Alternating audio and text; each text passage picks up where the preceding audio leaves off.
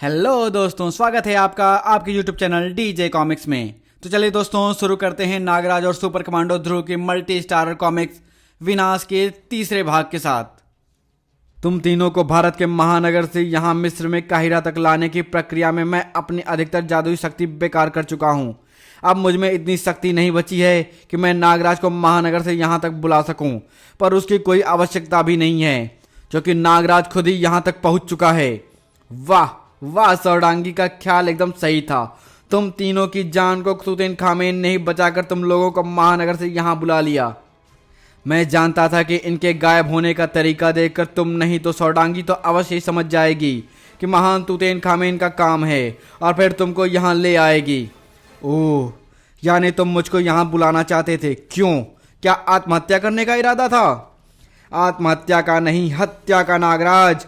और इसके लिए सौडांगी का तुम्हारे साथ आना बहुत जरूरी था, क्योंकि तुझे मौत के घाट उतारने के लिए जिस जल्लाद को मैंने चुना है उसका नाम है सौडांगी। सौडांगी? असंभव, तुम पागल हो गए हो तूतेनखामेन। मैं ऐसा कभी नहीं करूंगी। सौडांगी अगर चाहे तो भी ऐसा नहीं कर सकती तूतेनखामेन। अगर तुम चारों मिलकर मुझे मार नहीं सकते तो सौडांगी मुझे कैसे मारेगी? तुमको बाहर से वार करके मारना तो मुश्किल जरूर है नागराज, लेकिन अंदर से वार करके तुमको मारना बच्चों का खेल है। सौडांगी अगर तुम्हारे शरीर के अंदर ही सूक्ष्म रूप में अपने सामान्य रूप में आ जाए तो वह तुम्हारा शरीर फाड़ कर बाहर निकल जाएगी और शरीर फटते ही तुम्हारी आत्मा परमात्मा में विलीन हो जाएगी। और सौडांगी ऐसा क्यों करेगी? क्योंकि उसको अपने संबंधियों से बहुत प्यार है नागराज। उधर देखो, वे हैं सौडांगी के संबंधी, जिंदगी और मौत के बीच में झूल रहे हैं। अब सौडांगी या तो तुमको मारेगी या मैं इनको एक एक करके फांसी पर लटका दूंगा। ओह, तो तुमने इनको नागदंत और नगीना की सर्प शक्तियों की मदद से हराकर बंदी बना लिया है। यानी इनको यहाँ पर लाने का तुम्हारा यही मकसद था, क्योंकि तुम्हारी शक्तियाँ तो हम पर विफल रहती हैं, पर यह करके तुम मुझको धमका नहीं सकता। नागराज की एक जान पर हमारे सर्प तो क्या पूरी सर्प जाति अपने प्राण न्यौछावर कर सकती है। मैं तुमको धमका नहीं रहा हूँ सौडांगी, और अगर सर्प जाति को नागराज पर जान देने का इतना ही शौक है तो शुरुआत तुम्हारे संबंधियों से ही करते हैं। तूतेनखामेन के एक ही इशारे पर एक नागिन का बदन हवा में ऊपर खिंच गया और उसका दम घुटना शुरू हो गया। सौडांगी तड़प उठी, लेकिन इससे पहले कि वह कुछ करने के लिए तूतेनखामेन की तरफ बढ़ती, उसके चेहरे के भाव बदल गए और वह नागराज की तरफ पलट गई। तुमको मरना होगा नागराज, मरना होगा। अरे सौडांगी, होश में आओ। मैं पूरे होश में हूं नागराज। एक जान के कारण कई जानों की बलि नहीं चढ़ने दूंगी मैं। तुम मुझे अपने शरीर में प्रवेश करने से नहीं रोक सकते, और अगर तुम्हारे सूक्ष्म सर्पों ने मुझे रोकने की चेष्टा की तो मैं उन्हें भी मार डालूंगी। हे देव, यह सच कह रही है। सूक्ष्म रूप में सिर्फ मेरे सर्प ही से रोक सकते हैं और वे इसके सामने टिक नहीं पाएंगे। अगर ये मेरे शरीर में प्रविष्ट हो गई तो मुझे अवश्य मार डालेगी। मैं इसको ज्यादा देर तक छका नहीं पाऊंगा। मुझे भागना होगा। भागेगा कहाँ नागराज? अपनी मौत से बचकर आज तक कोई नहीं भाग पाया। उनको रोको तूतेनखामेन, वे दोनों तो बाहर भाग गए। जाएंगे कहाँ? जब तक ये इच्छाधारी नाग हमारी कैद में हैं तब तक सौडांगी नागराज को कहीं भागने नहीं देगी। तूतेनखामेन का ख्याल गलत नहीं था, क्योंकि लगभग 1 मिनट बाद ही नागराज और सौडांगी वापस कक्ष में आ चुके थे और सौडांगी की नागराज के शरीर में प्रविष्ट होने की प्रक्रिया शुरू हो चुकी थी। नहीं सौडांगी, अपने आप पर काबू पाओ। यह तूतेनखामेन की चाल है। मुझे मारने के बाद वह तुमको भी नहीं छोड़ेगा। कुछ ही सेकंडों बाद सौडांगी नागराज के शरीर में पूरी तरह से घुस चुकी थी। हा हा हा हा हा, शाबाश सौडांगी, अब आ अपने सामान्य रूप में और फाड़ डाल नागराज का शरीर। इधर नागराज मौत के द्वार पर खड़ा हुआ था और उधर पूरी पृथ्वी नष्ट होने के कगार पर थी। अमेरिका स्थित व्हाइट हाउस में सर्व धूमकेतु पृथ्वी से कुछ ही लाख किलोमीटर की दूरी पर है। अब हम इंतजार नहीं कर सकते। मिसाइलें तुरंत ही छोड़नी होगी, वरना देर हो जाएगी। पर एक समस्या और है सर। अब क्या समस्या है? हमारे पास मिसाइलें पर्याप्त संख्या में नहीं हैं। आपको याद होगा कुछ समय पहले एक उल्का पृथ्वी की तरफ गिर रही थी, तब भी उसको रोकने के लिए हमने आणविक मिसाइलों का इस्तेमाल किया था। उसी कारण हमारे पास काफ़ी कम मिसाइलें बची हैं। इस विषय में जानने के लिए पढ़ें ध्रुव विश्वांक महाकाल। हमको डर है कि शायद ये मिसाइलें धूमकेतु को रोकने के लिए कम पड़ जाएंगी। हो सकता है, लेकिन फिलहाल हमारे पास और कोई रास्ता नहीं है। अपने पास की सारी मिसाइलें इस्तेमाल कर लो और बाकी 4 देशों को भी यही संदेश भेज दो। और काहिरा में यह क्या हो रहा है? धूमकेतु पास आता जा रहा है और मुझे प्रभु की तरफ से कोई संकेत मिल गया। जीवन दंडक चमक रहा है। अब मैं इन सैकड़ों हजारों लाखों आंखों को प्रभु का चमत्कार दिखाऊंगा। नष्ट कर दूंगा इन जीवन दंडक से धूमकेतु को और बचा लूंगा पृथ्वी को। पर ये क्या? चारों तरफ से मिसाइलें धूमकेतु की तरफ बढ़ रही हैं। प्रभु के काम में दखल दे रहे हैं ये दुष्ट। मैं इन दुष्ट पृथ्वी वालों को योजना को सफल नहीं होने दूंगा। लेकिन मसीहा के कुछ कर पाने से पहले ही निशाने पर सदी मिसाइलें एक साथ धूमकेतु से जा टकराईं। लेकिन मुझे विश्वास नहीं हो रहा है। सैकड़ों न्यूक्लियर मिसाइलों का सम्मिलित वार भी धूमकेतु को नष्ट नहीं कर सका। हा हा हा हा हा। अपने आप ही चमक उठे जीवन दंडक से ऊर्जा की एक किरण निकलकर धूमकेतु की तरफ लपकी और उस रहस्यमय ऊर्जा के एक ही वार ने धूमकेतु को टुकड़े टुकड़े में बिखेर दिया। परंतु कहीं कुछ गड़बड़ हो चुकी थी। धूमकेतु का एक छोटा टुकड़ा धूमकेतु से अलग होकर अब भी पृथ्वी की तरफ बढ़ रहा था और उसके गिरने का स्थान था काहिरा। मसीहा के सामने एक बड़ा सा गड्ढा बनाते हुए वह टुकड़ा धरती में समा गया। शायद जीवन दंडक की ऊर्जा उसे वहां खींच लाई थी। आसपास की पूरी धरती इस टकराव से कांप उठी, ऊपर सतह भी और नीचे बनी गुफाएं और सुरंग भी। यह क्या था? भूकंप ही होगा। ऐसी मामूली झटके यहां पर लगते ही रहते हैं। इसको भूल जाओ और नागराज की मौत का नजारा देखो। सोडांगी, फाड़ डालो नागराज को। अगले पल नागराज चीख उठा। उसे देखने से ही यह साफ जाहिर हो रहा था। उसके शरीर के अंदर एक तेज दबाव पैदा हो रहा है। सबसे पहले उसकी छाती को फाड़ता हुआ एक हाथ बाहर निकला और खून बाहर टपकने लगा। या! फिर उसका पूरा शरीर 2 भागों में बंटने लगा।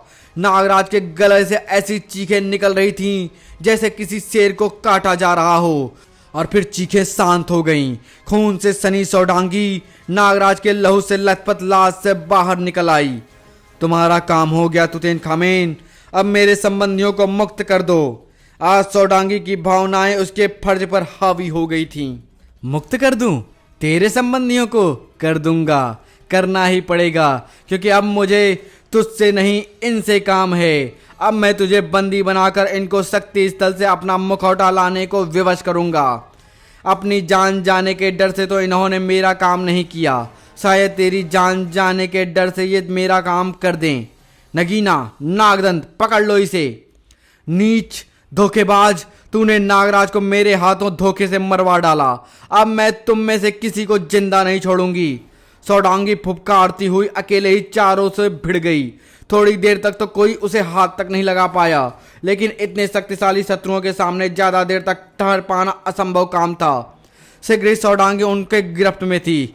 अब या तो मुझे मेरा मुखौटा वापस मिलेगा या तेरी गर्दन धड़ से अलग होगी। वहां से दूर, बहुत दूर एक और जाबाज शत्रुओं की गिरफ्त में आने वाला था। इसके कारण प्रभु का कहर हम पर टूट ही पड़ा। अब इसकी बलि लेकर ही प्रभु का क्रोध शांत होगा। ध्रुव को धूमकेतु के नष्ट होने का कारण नहीं पता था, क्योंकि इतनी दूर से वह न तो मिसाइलों को धूमकेतु से टकराते देख पाया था और न ही मसीहा के ऊर्जावार को धूमकेतु को नष्ट करते। धूमकेतु एकाएक गायब हो गया है, पर एक छोटे टुकड़े को मैंने पृथ्वी की तरफ गिरते देखा है। अब तक तो वह पृथ्वी से टकरा चुका होगा, लेकिन लगता है कि वह कोई नुकसान नहीं कर पाया। अब यहाँ पर मुझे कोई काम नहीं है, बस मुझे यहाँ से सुरक्षित निकलना है, और वह भी उस रहस्यमय संगीत यंत्र को लेकर।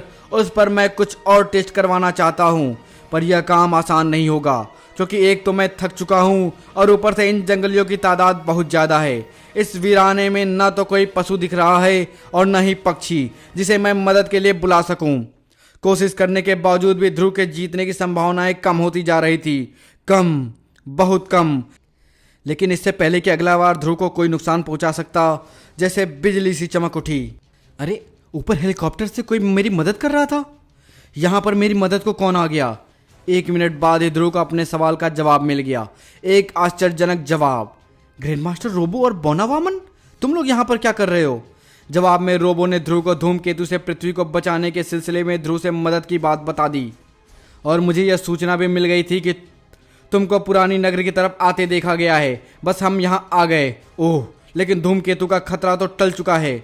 अभी नहीं टला है ध्रुव। धूमकेतु का एक टुकड़ा काहिरा में आ गिरा है, ठीक वहीं जहां पर मसीहा अपने लाखों श्रद्धालुओं के साथ खड़ा है।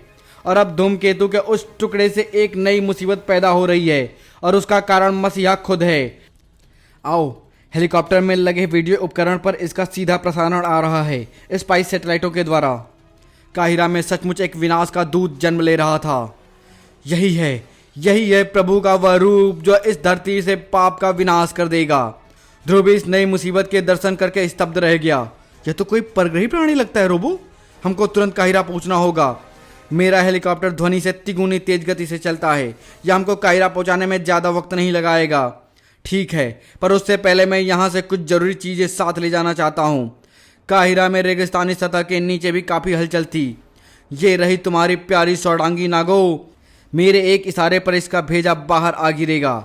अब बताओ, अगर मैं तुम लोगों को आज़ाद कर दूं तो तुम लोग शक्ति स्थल से मेरा मुखौटा ले आओगे या नहीं? कभी नहीं। तुझे जो करना है कर ले। ये हमारी चेतावनी को कोई धमकी समझ रहे हैं मिस किलर। इनको सच्चाई दिखा दो। शुरुआत इसकी आंखें निकाल कर करो। लेकिन इससे पहले कि मिस किलर तुतनखामेन के आदेश पर अमल कर पाती, एक चमत्कार हो गया। ये तो नागफनी सर्प है, नागराज के शरीर में वास करने वाला विशेष सर्प। पर ये आया कहाँ से? इसको तो नागराज के साथ ही खत्म हो जाना चाहिए था। जरूर हो जाता मिस किलर, अगर मैं खत्म हो चुका होता तो। और हाँ, इन विशेष नागफनी सर्पों के चंगुल से छूटने की कोशिश मत करना, सफल नहीं हो पाओगे। नागराज, तो तुम जिंदा कैसे हो? हम सब ने अपनी आंखों से सौडांगी को तुम्हारा शरीर फाड़कर बाहर निकलते देखा था। सौडांगी ने मेरा शरीर नहीं बल्कि उस पर चढ़ी केचुली को फाड़ा था। वह केचुली जो मैंने तब बदली थी जब मैं और सौडांगी कुछ देर को कच्छ से बाहर चले गए थे। हाँ, वह खून जरूर मेरा था जो मैंने खुद ही अपने नस में छेद करके बाहर निकाला था। जब मैं तुझ पर लपक रही थी तभी नागराज ने मानसिक संकेतों द्वारा अपनी योजना मुझे बता दी थी। लेकिन इतना कुछ नाटक करके तुम लोगों को मिला क्या? मैं खुद तो आज़ाद नहीं हो सकता, लेकिन तुम्हारे संबंधी नागों को अवश्य मार सकता हूँ। नहीं मार सकते तुतनखामेन, क्योंकि जिसको तुम नाटक कह रहे हो वह इन बंदी नागों को मुक्त करने के लिए ही रचा गया था। जब सौडांगी को तुम लोग पकड़ने की कोशिश कर रहे थे, उस दौरान मेरे नाग नगीना और नागदंत की शक्तियों को परास्त करके उनकी जगह लेने में जुटे हुए थे। इस वक्त उनको बांधने वाले नाग तुम लोगों के नहीं, मेरे हैं। अब मैं तुम लोगों को यहाँ से किसी सुरक्षित कैद खाने में। अरे यह क्या? सतह पर कुछ गड़बड़ हो रही है। मैं अपनी वीडियो स्क्रीन पर भी अभी देखता हूँ कि हे देवी आइसिस, ये तो किसी अजीब ही प्रकार का खतरनाक प्राणी लग रहा है। किसी गड्ढे से निकल रहा है। गड्ढा? ऐसा गड्ढा तो किसी उल्का के टकराने से ही बनता है। यानी उस धूमकेतु का कोई टुकड़ा यहाँ पर टकराया है। कैसा धूमकेतु? तुम नहीं जानते, यानी तुम्हारा मसीहा से कोई संबंध नहीं है। मसीहा? वो आदमी जो सतह पर एक दंड लिए खड़ा है, उससे मेरा क्या मतलब? लेकिन उसके हाथ के दंड से मुझे मतलब जरूर हो सकता है, क्योंकि अगर मैं इसको ठीक पहचान रहा हूँ तो यह वही जीवन दंडक है जिसका जिक्र मैंने सैकड़ों वर्ष पहले सुना था। और अगर मुझे ठीक से याद है तो यह जैविक ऊर्जा खींच सकता है। उसको पाकर मेरे मुखौटे की कमी पूरी हो सकती है। नागराज, यह प्राणी अगर धूमकेतु के टुकड़े से उत्पन्न हुआ है तो यह जरूर कोई परग्रहवासी है और पृथ्वी के लिए खतरा है। हम सब मिलकर ही इसको हरा सकते हैं। तुम हमको आज़ाद कर दो, क्योंकि इस मुसीबत के टलने तक हम दुश्मन नहीं दोस्त रहेंगे। शायद तुतनखामेन ठीक कह रहा है नागराज। मुझको भी इसकी बात में दम लग रहा है सौडांगी। वैसे भी इन सबको तो मैं दोबारा भी पकड़ सकता हूँ अगर पृथ्वी बची रही तो।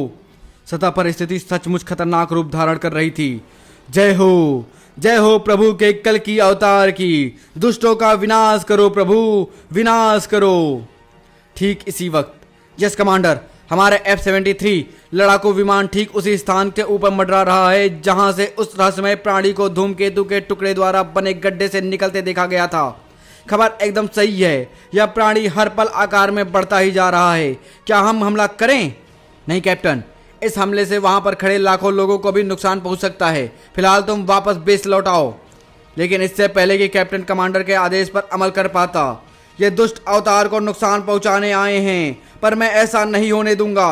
नष्ट कर दो पापियों को, हे कल की अवतार। अगले ही पल एक बिजली सी लपलप आई और दोनों लड़ाकू विमानों के टुकड़े हवा में उड़ने लगे। लेकिन मसीहा को पापियों को सिर्फ इतना दंड मिलने से ही संतोष नहीं हुआ। ये दुष्ट फिर हमला करेंगे। हे कल की अवतार, उस स्थान को ही जलाकर राख कर दो जहां से ये आए हैं। मसीहा की प्रार्थना के जवाब में कल की अवतार के बदन में फिर से एक हरकत हुई। चमकती हुई किरण सैकड़ों किलोमीटर की दूरी तय करती हुई काहिरा से कुछ ही दूरी पर स्थित अमेरिकी एयरबेस से जा टकराई। जब रोशनी की चमक खत्म हुई तो वहां पर राख के ढेर के अलावा कुछ नहीं बचा था। अब तक दुनिया ने इन पापियों का अंजाम देख लिया होगा। अब या तो ये सारे प्रभु के शरण में आएंगे या इनका विनाश हो जाएगा। गलत मसीहा, पापी ये मानव नहीं तो खुद है जो पापियों की आड़ में निर्दोषों को मार रहा है। कौन? ओह नागराज, तो तुम भी प्रभु के शरण में आ ही गए, और वह भी अपने साथियों के साथ।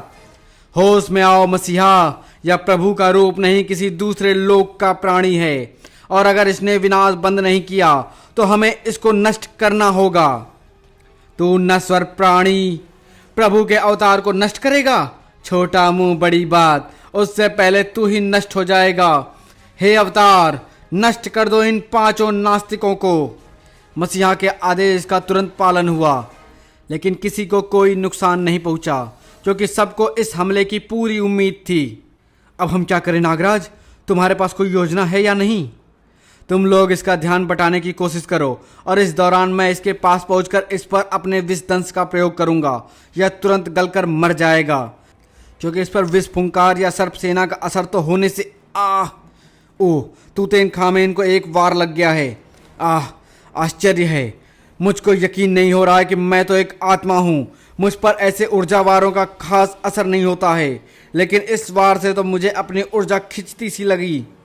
अगर ये वार हमको लग गया होता तो हमारा भी यही हाल होता। इसलिए अब हमको पलटकर जवाबी हमला करना पड़ेगा। इस पर मेरे साथ ही साथ वार करो, एक साथ तगड़ा वार। 3 तरफ से कल की अवतार पर एक साथ वार हुए, लेकिन जैसे ही तीनों वारों का स्पर्श उसके शरीर से हुआ, मेरे शरीर की शक्ति तंत्र किरण के जरिए खिंच रही है, और मैं अपनी तांत्रिक किरण को बंद नहीं कर पा रही हूँ। मेरा भी यही हाल है। इस प्राणी ने हमारी किरणों को भी पकड़ लिया है। मैं भी सरप्रस्ती को शरीर से अलग नहीं कर पा रहा हूँ। शीघ्र ही तीनों के बेहोश शरीर जमीन पर ऐसे पड़े हुए थे जैसे रस निकलने के बाद गन्ने का छूछा। ओह, इस प्राणी को शीघ्र ही रोकना अब और भी जरूरी हो गया है। मैं इसके शरीर तक तो शायद ना पहुंच पाऊं, लेकिन इन तंतुओं में से एक को जरूर पकड़ सकता हूं। मुझे झटका तो जरूर लगेगा, लेकिन बेहोश होने से पहले मैं अपना जहर इसके शरीर में जरूर पहुंचा दूंगा। नागराज ने अपने विषदंश तंतु में गड़ाए जरूर, लेकिन उसका अवतार पर कोई असर नहीं हुआ। उल्टे तंतु ने अपना आकार बढ़ाकर नागराज के पूरे शरीर को अपनी लपेट में ले लिया, और नागराज की जैविक ऊर्जा तेजी से खिंचनी शुरू हो गई। यह तो वार उल्टा पड़ गया। इस प्राणी की शक्तियों को मैंने कम आंका था। काश मैंने ध्रुव की बात को गंभीरता से लिया होता, क्योंकि अगर वह इस वक्त यहाँ होता तो इस जीव को नष्ट करने का कोई न कोई रास्ता जरूर निकाल। यह क्या? अचानक जैसे नागराज की मुराद पूरी हो गई। पहले तो स्टार ब्लेडों की सटीक निशाने ने तंतुओं को काटा, और फिर नागराज का शरीर कल की अवतार से दूर खिंच गया। ध्रुव, तुम यहाँ कैसे? किस्मत से हम दोनों की मंजिल एक थी नागराज। यह जीव बहुत खतरनाक है ध्रुव, और मसीहा किसी प्रकार से इसको नियंत्रित कर रहा है। अगर यह नष्ट नहीं हुआ तो मसीहा इसके जरिए पूरी दुनिया को घुटने टेकने पर मजबूर कर देगा। घबराओ नहीं नागराज, मैं इसको काबू में करने का तरीका साथ लाया हूँ। यह ब्लैक बॉक्स, इससे रोबो बोनावामन। ग्रैंड मास्टर रोबो और बोनावामन दोनों ही हेलीकॉप्टर्स के फटने से पहले ही कूद चुके थे, और रेत के टीले पर गिरने के कारण उनको ज्यादा चोट भी नहीं लगी थी। ध्रुव ने बिना कोई वक्त खोए ब्लैक बॉक्स को ऑन करके कल की अवतार के शरीर पर फेंक दिया। सब मोहित कर देने वाली संगीत की ध्वनि हवा में तैरने लगी। सब पर बेहोशी सी छाने लगी, सिवाय कल की अवतार के। एक हल्के से दबाव से ही ब्लैक बॉक्स के पुर्जे पुर्जे अलग हो गए, और ध्रुव के इस दृश्यता की सजा भी तुरंत मिल गई। ध्रुव, तुम ठीक तो हो ना? कम से कम जिंदा महसूस कर रहा हूं, लेकिन शरीर में लग रहा है जैसे कि कोई जान ही ना हो। यह जैविक ऊर्जा का वार था ध्रुव, और इस वार से तुम्हारी जैविक ऊर्जा यानी बायोलॉजिकल एनर्जी भी सोख ली है। ऐसा ही अगर एक और वार तुमको लग गया तो तुम नष्ट हो जाओगे। और पास में ही रेत के एक टीले पर कोई और भी इस दृश्य को बड़े ध्यान से देख रहा था। राक्षस चंडकाल। मैं इस जीवन दंडक की सूचना मिलते ही यहाँ पर आ गया था। यह जीवन दंडक अगर मेरे हाथों में लग गया तो फिर मानो तो क्या, देवों की पूरी सेना मिलकर भी मुझे हरा नहीं सकती। परंतु दंडक लेने के लिए मुझे इंतजार करना होगा। मसीहा दंडक का प्रयोग जानता है, वह इसके जरिए मेरी ऊर्जा भी खींच लेगा। एक बार दंडक इसके हाथों से गिर जाए या अनाड़ी हाथों में आ जाए तो फिर मैं इस दंडक पर कब्जा कर लूंगा। नागराज और ध्रुव ऐसा ही कुछ करना चाह रहे थे।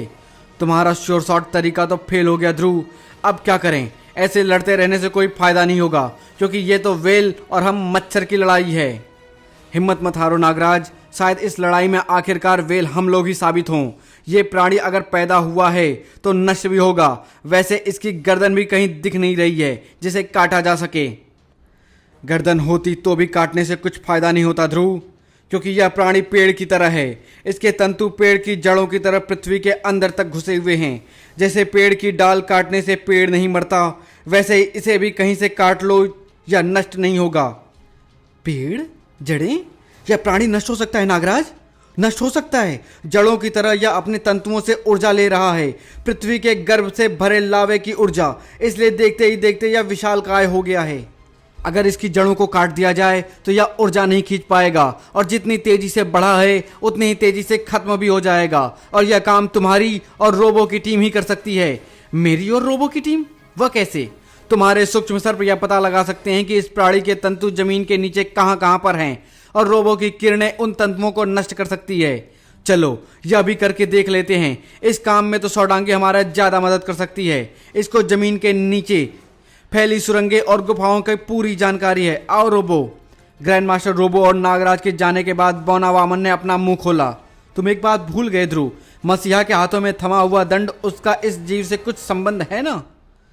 है तो जरूर, क्योंकि दोनों ने ही एक सी ऊर्जा दौड़ती लग रही है। पर इस दंड की असली उपयोगिता क्या है, यह सोचने में दिमाग जरूर खपाना पड़ेगा। यहाँ पर लाखों की भीड़ में एक भी ऐसा व्यक्ति नहीं है जो हमारे सवाल का जवाब दे सके। कहाँ से होगा? ये सारे के सारे तो एकदम भांग खाए ओह, ये तो एकदम बेजान से लग रहे हैं, जैसे जैसे इनकी ऊर्जा चूसी जा रही हो। मैं समझ गया बौना वामन, ये दंड एक प्रकार का एंटीना है जो बायोलॉजिकल एनर्जी खींचता है। इन सभी की ऊर्जा खिंच रही है। थोड़े ही समय में इनकी सारी ऊर्जा दंड के द्वारा इस प्राणी में स्थानांतरित हो जाएगी। यह प्राणी मानवों की जैविक ऊर्जा से मानवों पर वार कर रहा है। ऐसा है तो हमारी भी ऊर्जा खिंच रही होगी, जरूर खींच रही होगी। लेकिन इन सब के मुकाबले हमको यहाँ पर आए काफ़ी कम समय हुआ है, इसलिए शायद हमको इसका आभास नहीं हो रहा है। यानी इसके हाथ से दंड निकालना बहुत जरूरी है। पर कैसे ध्रुव? इसका दंड जैविक ऊर्जा खींचता है बौना वामन। हम में से कोई भी इसके पास से यह दंड नहीं ले सकता। यह काम सिर्फ तुम ही कर सकते हो। मैं? वह कैसे? जैविक ऊर्जा सिर्फ जीवित चीजों पर ही असर करती है वामन, मशीनी चीजों पर नहीं। और मुझे पक्का यकीन है कि तुम अपने रिमोट कंट्रोल युक्त मशीनी खिलौनों के बगैर कहीं नहीं जाते। तुम मुझे बहुत अच्छी तरह से जानते हो ध्रुव, मेरा बैग ऐसे खिलौनों से भरा पड़ा है। तो इंतजार किस बात का है? तुम मसीहा के हाथ से दंड निकलवाओ और मैं मसीहा का इंतजाम करता हूँ। मसीहा के कुछ समझ पाने से पहले ही हमला शुरू हो गया। अब तो मुझ पर वार करेगा बौने, और वह भी इस खिलौने से। टैंक को गुलेल मारकर तोड़ना चाहता है तू? देख मैं इसका क्या हाल करता हूं। जैविक ऊर्जा के एक ही वार ने खिलौने के टुकड़े टुकड़े हवा में बिखेर दिए, और बौना वामन यही चाहता था, क्योंकि खिलौना उड़न तस्तरी के टूटते ही अंदर से दर्जनों की तादाद में मशीनी मक्खियां निकलकर मसीहा पर टूट पड़ी और सतह के नीचे नागराज के नाग सुरंग बनाकर रोबो को जमीन के नीचे फैले तंतु तक पहुंचा रहे थे। और रोबो की लेजर आई की शक्तिशाली किरण उन तंतुओं को नष्ट कर रही थी। सतह पर मसीहा अपने आप को बचाने में व्यस्त था। उफ, ये मक्खियां, इनके डंक तो बहुत तेज हैं। लगता है तुमको इनके डंकों से बहुत तकलीफ हो रही है मसीहा, और मैं तुम जैसे भक्त को कष्ट पाते नहीं देख सकता। इसलिए मैं तुमको बेहोशी की दुनिया में पहुंचाकर तुमको तकलीफ से छुटकारा दिला सकता हूं। मसीहा का दिमाग बेहोशी की दुनिया की तरफ रवाना होते ही दंड उसके हाथ से छूटकर नीचे आ गिरा, और घायल होने का नाटक कर रहे तुतेन खामेन का पंजा दंड पर आकसा। अब मैं दुनिया का बादशाह बनूंगा। मेरी जादुई ताकतों और जीवन दंडक की शक्ति के आगे दुनिया की कोई भी ताकत मेरे सामने। यह किसने दंड पकड़ने की हिम्मत की है? मैंने तुतेन खामेन और तंत्र शक्ति में मैं तुम्हारा भी बाप हूँ। नाम है राक्षस चंडकाल। इसलिए यह दंड छोड़ दो और जहां से आए हो वहीं लौट जाओ। लौटेगा तो तू चंडकाल, क्योंकि इस दंड से मैं तेरी आत्मा को ही निकाल लूंगा। मेरा भी यही इरादा है तुतेन। दोनों ही दंड के जरिए एक दूसरे की आत्मा को निकालने में जुट गए और उधर पृथ्वी के गर्भ से लावे की ऊर्जा सोख रहे आखिरी तंतु को भी रोबों ने नष्ट कर दिया और इसका आश्चर्यजनक असर सतह पर तुरंत ही नजर आ गया। वामन देखो, इस प्राणी के गोले फटने शुरू हो गए हैं, यानी नागराज और रोबों ने इनकी तंतु जड़ों को नष्ट कर दिया है। देखते ही देखते कल की अवतार के विशालकाय शरीर के स्थान पर लिसलिसे द्रव का एक तालाब बना हुआ था और कुछ ही पलों बाद खत्म हो गया यह प्राणी। यानी ध्रुव का सोचना एकदम दुरुस्त था। पर यह क्या? दंड को लेने के लिए तुतेन खामेन और राक्षस चंडकाल आपस में उलझे हुए हैं नागराज, और इस लड़ाई को रोकने के लिए मैं कुछ नहीं कर सकता। ध्रुव या किसी और को कुछ करने की जरूरत भी नहीं थी, क्योंकि दोनों ही अपनी शक्तियों के प्रहारों को बढ़ाते ही जा रहे थे और किसी भी ऊर्जा के एक साथ इतनी मात्रा में एकत्रित होने का एक ही नतीजा होता है, विस्फोट। ओह, एक झमाके के साथ चंडकाल, तुतेन खामेन और जीवन दंडक तीनों ही गायब हो गए हैं। यह सब क्या था ध्रुव? कुछ समझ में नहीं आया।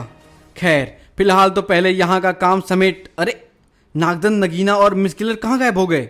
समझ गया, जब मैं यहाँ नहीं था और तुम मसीहा से निपटने में व्यस्त होगे, तभी ये तीनों मौका पाकर निकल भागे होंगे, क्योंकि इनकी समझ में भी तुतेन खामेन की दोहरी चाल आ गई होगी। लेकिन मैं रोबो और बोना वामन का शुक्रिया जरूर अदा करना चाहूँगा। कोई ज़रूरत नहीं सुपर कमांडो ध्रुव, हमने तुम्हारा साथ सिर्फ इसलिए दिया क्योंकि इसमें हमारा भी स्वार्थ शामिल था। मुसीबत खत्म, दोस्ती खत्म। आज के बाद हम जब भी मिलेंगे दुश्मनों की तरह। और फिर मसीहा को तो हमने इंटरपोल के हाथों में सौंप दिया ध्रुव, पर पूरी कहानी मुझे अभी समझ में नहीं आई। धूमकेतु का मसीहा से क्या संबंध था? ये दंड मसीहा को ही क्यों मिला? और वह कल की अवतार क्या चीज़ था? मुझे भी न तो कुछ समझ में आया नागराज, और न ही तुम्हारे किसी सवाल का जवाब मेरे पास है। पर अगर मेरा ख्याल सही है तो मैं तुमको एक ऐसी जगह पर लेकर चल रहा हूँ जहाँ पर हर जवाब मौजूद हैं, और वह जगह है पुरानी नगरी। इस बार जंगली हमें तंग नहीं करेंगे, क्योंकि वे मुझसे भी एक बार टकरा चुके हैं और शायद तुमसे भी। आओ। ये क्या है ध्रुव? लगता ही नहीं कि हम पृथ्वी पर हैं। मुझे भी ऐसा ही आभास हो रहा है नागराज। मसीहा के पल चिन्हों का पीछा करते करते ध्रुव और नागराज शीघ्र ही मुख्य कक्ष तक पहुंच गए। वाह, यह मूर्ति तो किसी अन्य ग्रहवासी की लगती है नागराज। गलत मानो, हम दूसरे ग्रह के वासी नहीं हैं। सच पूछो तो हमारा कोई ग्रह नहीं है और सारे ग्रह हमारे हैं। कौन हैं आप? हमको तुम ब्रह्मांड के संरक्षक कह सकते हो। हमारा काम ग्रहों पर जीवन की उत्पत्ति करना और उनके विकास पर नजर रखना है। यानी आप भगवान हैं? नहीं, ईश्वर तो बहुत ऊपर है। हम तो उनके सबसे छोटे कर्मचारियों में से एक हैं। आप लोग ग्रह पर जीवन की उत्पत्ति कैसे करते हैं? धूमकेतुओं के जरिए। धूमकेतु के केंद्र में जीवनदायी जीवाणु होते हैं, परंतु इसका प्रयोग विनाश के लिए भी होता है। धूमकेतु के टकराने से किसी भी ग्रह का तत्कालिक जीवन नष्ट हो जाता है और उसके केंद्र के जीवाणु एक नए प्रकार के जीवन की उत्पत्ति करते हैं। परंतु मसीहा का इससे क्या संबंध है? कोई संबंध नहीं है। दरअसल जब कोई समाज प्रभु के चमत्कार पर पाप के रास्ते पर चलने लगता है, तो हम उनको कई प्रकार से यह एहसास दिलाते हैं कि उनके ऊपर प्रभु है। परंतु जब वे प्राणी यह नहीं समझते, तो अंततः उस दिशाहीन समाज को नष्ट करना ही एकमात्र रास्ता बच जाता है। पृथ्वी के साथ भी ऐसा ही हो रहा है। इसका कारण हमने एक धूमकेतु को पृथ्वी की तरफ भेजा और मसीहा के दिल में यह प्रेरणा उत्पन्न कर दी कि वह यहाँ पर आकर जीवन दंडक ले ले और इसके जरिए धूमकेतु को नष्ट करके पृथ्वीवासियों के दिलों में प्रभु की आस्था को बढ़ा दे। यह दंड धूमकेतु के केंद्र के जीवाणु की जैविक ऊर्जा को सोखकर उसी से धूमकेतु को नष्ट कर सकता है। इसलिए मसीहा के हाथ में दंड तभी चमका जब धूमकेतु इतनी पास आ गया कि जीवन दंडक धूमकेतु की जैविक ऊर्जा को सोख सके। परंतु हम भी हर होने वाली घटना को पहले से भाप नहीं सकते, इसलिए हमसे भी चूक हो गई। पहले तो दंड क्रियाशील होते ही धूमकेतु के साथ साथ वही खड़े लाखों मानवों की ऊर्जा भी सोखने लगा और दूसरे परमाणु प्रक्षेपास्त्रों के टकराने से धूमकेतु के जीवाणुओं पर एक अजीबोगरीब असर हुआ। एक तो वे जैविक ऊर्जा से नष्ट नहीं होते और दूसरे उनमें तेजी से द्विगुणित होकर विशाल रूप धरने की क्षमता आ गई। परंतु इससे पहले कि हमको हस्तक्षेप करना पड़ता, तुम दोनों ने अपनी बुद्धि के बल पर उस जीव को नष्ट करके स्थिति को सामान्य बना दिया। अब हमें विश्वास हो गया है कि जिस समाज में तुम्हारे जैसे सच्चे प्राणी होंगे वह गलत रास्ते पर जाकर भी वापस आ सकता है। लेकिन इस काम के लिए मसीहा को ही क्यों चुना गया, और वह ब्लैक बॉक्स क्या था? मसीहा के एक पूर्वज एक महान ऋषि थे। इस कारण हजारों वर्ष पूर्व हमने उनको एक ग्रंथ पुराण भेंट में दिया था जिसमें हमारे भविष्य कार्यों का उल्लेख है। इसलिए जब इस शताब्दी में हमको एक ऐसा मानव चुनने की आवश्यकता पड़ी जिनके जरिए हम प्रभु का चमत्कार दिखा सकें, तो हमने मसीहा को ही चुना। और वह ब्लैक बॉक्स एक ऐसा यंत्र है जिसका प्रयोग हम पृथ्वी पर ही करते हैं जब हमको पृथ्वी पर आकर किसी खास घटनाक्रम को देखना पड़ता है, और यह यंत्र हर जीवित पृथ्वीवासी को भुला देता है। इस कारण न तो कोई हमें देख पाता है और न ही हमारे कार्य में बाधा डालता है। एक बात और जानना चाहता हूँ संरक्षक, वह दंड चंडकाल और तुतेन खामेन कहाँ गायब हो गए? शायद किसी दूसरे आयाम में चले गए होंगे, मुझे इसकी जानकारी नहीं, पर इतना जरूर जानता हूँ कि वे नष्ट नहीं हुए हैं। अब मेरा जाने का समय हो गया है। मैं जानता था कि तुम यहाँ आओगे और इसलिए मैं तुम्हारा इंतजार कर रहा था। धर्म की रक्षा करो, अधर्म का नाश करो, हमारी शक्ति हमेशा तुम्हारे साथ रहेगी। विदा।